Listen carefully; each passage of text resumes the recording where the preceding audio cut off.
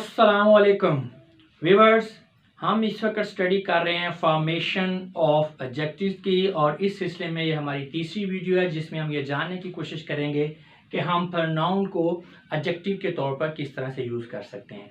और अगर हम बात करें प्रोनाउन को एडजेक्टिव के तौर पर यूज़ करने की तो इस टॉपिक के ऊपर भी हमने 4 वीडियोज़ बनाए हैं, यानी इस टॉपिक को हमने 4 मज़ीद वीडियोज़ के अंदर इसको तकसीम कर दिया है। तो इस पूरे टॉपिक को ज़रा समझने की कोशिश करें। फॉर्मेशन ऑफ एडजेक्टिव हम पढ़ रहे हैं। फॉर्मेशन ऑफ एडजेक्टिव के 4 पार्ट्स हैं, ठीक है। 4 पार्ट्स में से अब फॉर्मेशन ऑफ एडजेक्टिव का हमारा थर्ड पार्ट इस वक्त चल रहा है। थर्ड पार्ट के आगे फिर 4 हिस्से हैं। जो थर्ड पार्ट है ABCD, फॉर्मेशन ऑफ एडजेक्टिव के 4 पार्ट्स हैं और फॉर्मेशन ऑफ एडजेक्टिव का जो थर्ड पार्ट है उसके मजीद आगे आप कह लें सब डिवीजन है, 4th पार्ट है, जिसमें से जो थर्ड पार्ट है बेसिकली उसका टाइटल ये है कि प्रोनाउन को हमने एडजेक्टिव के तौर पर कैसे यूज़ कर सकते हैं। तो अब ये जो प्रोनाउन को हमने एडजेक्टिव के तौर पर यूज़ करना है इसको 4 हिस्सों में मैंने समझाया, 4 वीडियोस के अंदर डिवाइड किया है। पार्ट 3A जो है इसमें सिर्फ ये बात समझाई गई है कि प्रोनाउन एडजेक्टिव के तौर पर कैसे यूज़ होता है, एक जनरल कंपैरिजन करवाया गया है।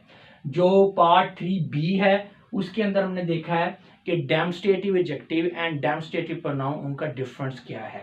जो पार्ट C है जो इस वक्त आप देख रहे हैं इसमें हम possessive adjective and possessive pronoun का डिफरेंस देखेंगे, या सिंपली देखेंगे कि जो पॉजेसिव प्रोनाउन है हम उन्हें पॉजेसिव एडजेक्टिव के तौर पर किस तरह से यूज़ कर सकते हैं। इस सिलसिले में जो 4th पार्ट होगा यानी कि जो नेक्स्ट वीडियो होगी उसमें हम interrogative adjective and interrogative pronoun जो है इसका जो डिफरेंस है इसको समझने की कोशिश करेंगे।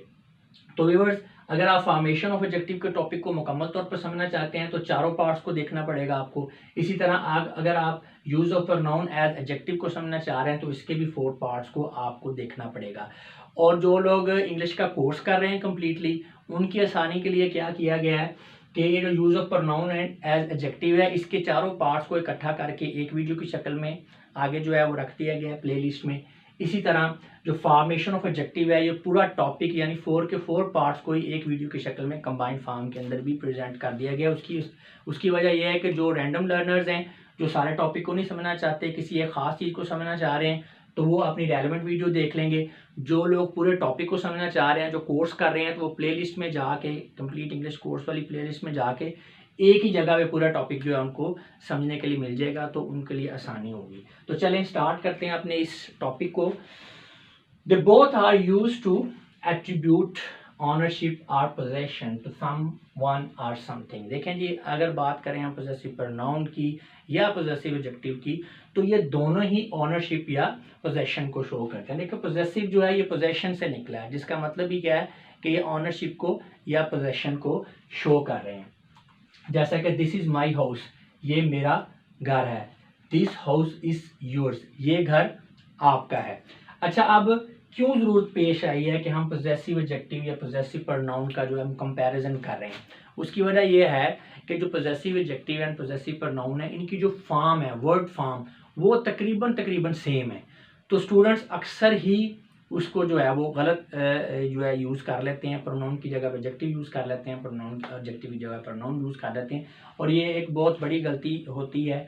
और अभी हम इसको समझेंगे तो इंशाल्लाह ये आपको क्लियर हो जाएगा। देखें, अगर हम बात करें पॉजेसिव एडजेक्टिव की, my, your, his, her, its, our, their, ये पॉजेसिव एडजेक्टिव हैं। अगर हम पॉजेसिव प्रोनाउन की बात करें तो माई से माइन, योर से योर्स, हिज से हिजी है, हर से हर्स, इट्स का नहीं होता, आर से आर्स एंड देयर से देयर्स। तो आप देख सकते हैं पॉजेसिव एडजेक्टिव और पॉजेसिव प्रोनाउन है, अगर इनकी फॉर्म को हम कंपेयर करें तो तकरीबन सेम है। सिर्फ डिफरेंस ये है कि पॉजेसिव एडजेक्टिव के आखिर में जब आप एस लगा दें for most of the cases तो वो पॉजेसिव प्रोनाउन बन जाता है। इसमें माई और माइन का एक्सेप्शन है और हिज का एक्सेप्शन है। उसके अलावा बाकी तमाम फॉर्म में यही है कि जब आप पॉजेसिव एडजेक्टिव के आखिर में एस लगा देंगे तो पॉजेसिव प्रोनाउन बन जाएगा। तो अब हमने कैसे इनको आइडेंटिफाई करना है? हमने इनके यूज और उनके सेंस के लिहाज से हमने इसको आइडेंटिफाई करना है कि ये पॉजेसिव एडजेक्टिव है या पॉजेसिव प्रोनाउन है। तो इसके लिए एडजेक्टिव एंड प्रोनाउन के कॉन्सेप्ट को थोड़ा रिवाइज कर लें। देखें, जो एडजेक्टिव होता है वो क्या करता है, वो नाउन या प्रोनाउन को क्या करता है, उसको मॉडिफाई करता है, क्वालिफाई करता है, उसको रिप्लेस नहीं करता, जो क्वालिटीज में इजाफा कर देता है, एक्सप्लेन करता है, ठीक है। और जो आपका प्रोनाउन है ये नाउन और नाउन को रिप्लेस करता है, यानी उसको रिफर करता है, उसकी जगह पे इस्तेमाल हो जाता है। ठीक है, तो जब यही वाले वर्ड जो हैं ये जब रिप्लेस ना करें, रिफर ना करें, बल्कि सिर्फ डिस्क्राइब करें किसी नाउन को, तो ये पोजेसिव एडजेक्टिव है। डिस्क्राइब करने का मतलब यही है ना कि वो ओनरशिप या पोजेशन को साथ में ज़ाहिर करेंगे। और जब यही वर्ड जो हैं ये ज़ाहिर तो करें पोजेशन को, लेकिन नाउन को रिफर करें, यानी नाउन को रिप्लेस कर दें, तो फिर ये पोजेसिव प्रोनाउन के तौर पे यूज़ हो रहे हैं। अभी इनकी एग्जांपल्स देखेंगे, कंपैरेटिव एनालिसिस करेंगे एग्जांपल्स का, तो आपको अच्छी तरह से क्लियर हो जाएगा। तो इस साइड पे हमारे पास पोजेसिव एडजेक्टिव्स हैं और इस साइड पे पोजेसिव प्रोनाउन है। जी, दिस इज माय कार, ये मेरी कार है। दिस कार इज माइन, ये कार मेरी है। अब जो है मीनिंग सेम ही बन रहा है, लेकिन यहाँ पे माई पोजेसिव एडजेक्टिव है और यहाँ पे माइन जो है ये पोजेसिव प्रोनाउन है। वजह क्या है, यहाँ पे माई कार को रिप्लेस नहीं कर रहा, कार के बिल्कुल साथ में है, उसको क्वालिफाई कर रहा है, तो यहाँ पे एडजेक्टिव है दिस कार। अब यहाँ कार के साथ एडजेक्टिव ये लग गया, दिस डेमोन्स्ट्रेटिव एडजेक्टिव जो है। ठीक है, अब जो माइन है, माइन, माइन बेसिकली ये किसी ऐसे फर्द को जिसकी ये कार है उसको रिप्लेस कर रहा है। अब वो जिसकी ये कार है वो कौन है, वो मैं यानी मेरी, तो उसकी जगह पे माइन आ गया। तो यहाँ पे ये क्या है, ये प्रोनाउन के तौर पे, पोजेसिव प्रोनाउन के तौर पे है।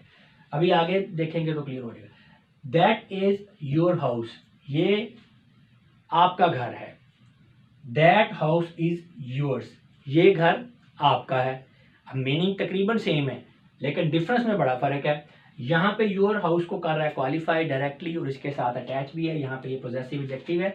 यहाँ पे योर्स बेसिकली ये जो है ज़ाहिर कर रहा है ऐसे अफराद को जिनका घर है, रिफर कर रहा है, रिप्लेस कर रहा है। नो डाउट ये जो है इसके साथ यानी हाउस को ही एक्सप्लेन कर रहा है इस हवाले से कि ये घर की मलकियत को, पोजेशन को जो है शो कर रहा है।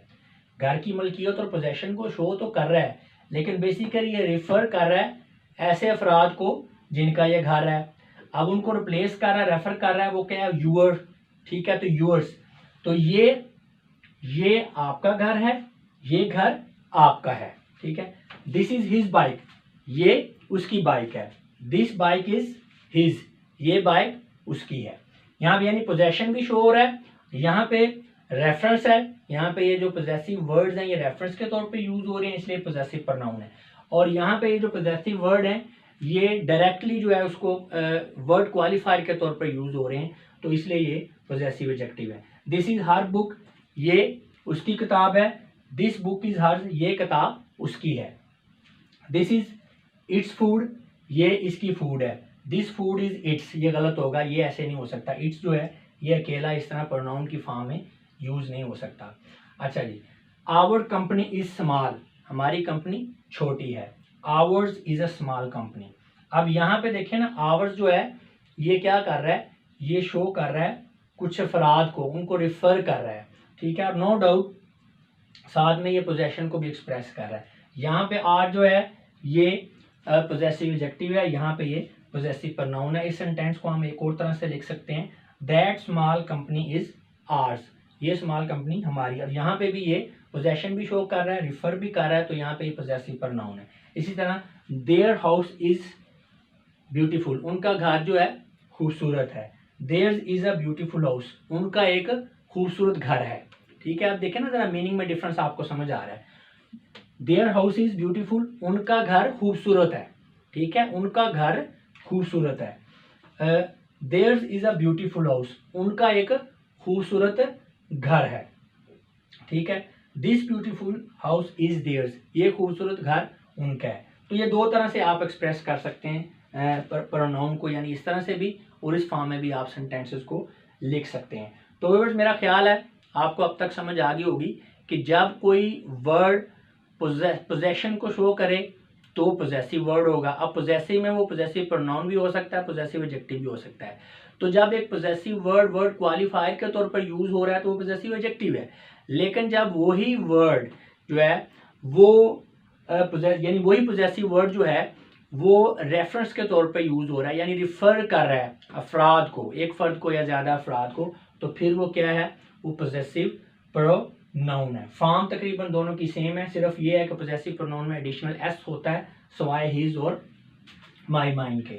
तो व्यूअर्स, यहाँ पे अगर आप उर्दू में इसकी ट्रांसलेशन देखें तो आपको ज़्यादा क्लियर हो रहा है। जैसे दिस इज़ हिज बाइक, ये बाइक उसकी है, दिस बाइक इज़ हिज, ये उसकी बाइक है, यानी वो थोड़ा सा एक सेंस चेंज होती है। जैसे देयर हाउस इज़ ब्यूटीफुल, उनका घर खूबसूरत है। This theirs is a beautiful house, उनका एक खूबसूरत घर है।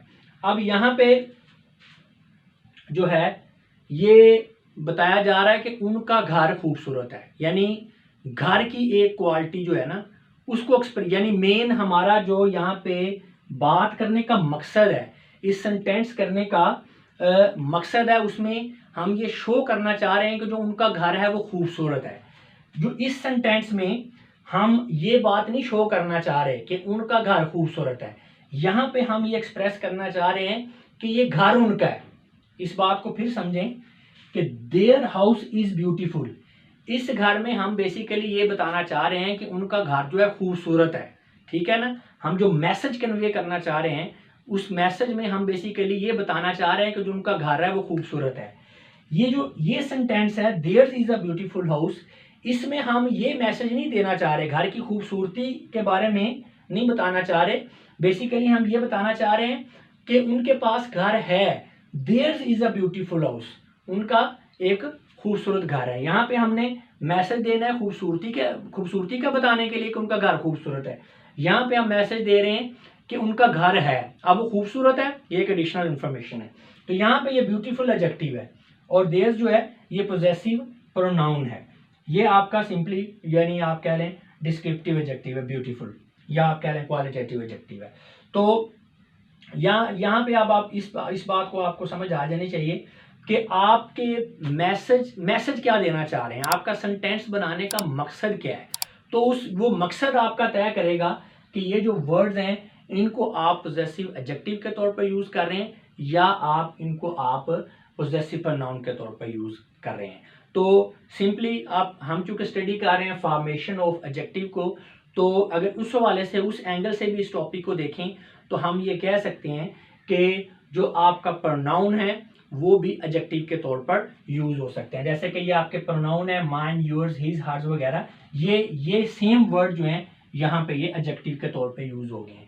तो इस लिहाज से ये फॉर्मेशन ऑफ एडजेक्टिव का पार्ट 3 मैंने कहा है, क्योंकि हम फॉर्मेशन ऑफ एडजेक्टिव स्टडी कर रहे हैं। जैसे कि हमने पीछे देखा कि जो आपके नाउन है वो भी आपके एडजेक्टिव के तौर पे यूज हो सकता है, वर्ब भी यूज हो सकता है, एडजेक्टिव जो है वो एडजेक्टिव के तौर पे यूज हो सकता है। इसी तरह जो आपके पार्टिसिपल हैं वो एडजेक्टिव के तौर पे यूज हो सकते हैं। तो अब हम लास्ट में ये स्टडी कर रहे हैं कि जो आपका प्रोनाउन है वो एडजेक्टिव के तौर पे कैसे यूज हो सकता है। तो आप देख सकते हैं यही वर्ड हैं, ये प्रोनाउन के तौर पे यूज हो रहे हैं, पोजेसिव प्रोनाउन के, यही सेम टू सेम वर्ड जो हैं ये पोजेसिव एडजेक्टिव के तौर पर भी यूज हो सकते हैं। तो व्यूअर्स, मैं उम्मीद करता हूँ कि इस वीडियो के बाद आपको इस कॉन्सेप्ट की अच्छी तरह से समझ आ चुकी होगी। अब मैं आप लोगों से इजाज़त चाहूँगा, अपना बहुत सा ख्याल रखिएगा। आपकी इस बातों का बहुत बहुत शुक्रिया। खुदा हाफिज़।